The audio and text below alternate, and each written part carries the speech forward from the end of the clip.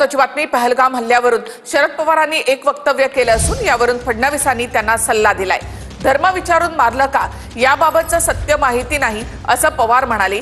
तर पवारांनी मृतांच्या आप्तेष्टांकडून घटना ऐकावी असा सल्ला मुख्यमंत्री देवेंद्र फडणवीसांनी पवारांना दिलाय। काही पर्यटक सांगतात की तुम्ही हिंदू आहात का मुस्लिम आहात असं विचारून आतंकवाद्यांनी गोळ्या घातल्या असं म्हटलं जातं। कुठल्या वेगळ्या दिशेने चाललंय हे सगळं असं म्हणतात, मला माहिती नाही काय याचं सत्य। आपण देशाचे मुख्यमंत्री होता, तिथे जे लोक होते प्रवासी, त्याच्यात स्त्रियांना त्यांनी शोधलेले दिसते, पुरुषांना गोळ्या घातल्या। तुझ्यामध्ये 2 लोकांचा मृत्यू झाले। शरद पवार साहेब काय म्हणाले हे मी ऐकलं नाही, पण ज्यांचे आप्तेष्ट मारले गेले, जे स्वतः त्या ठिकाणी होते, ते काय म्हणाले हे मी ऐकलेलं आहे। पवार साहेबांचं जर असं मत असेल तर त्यांनीही ते जाऊन ऐकावं।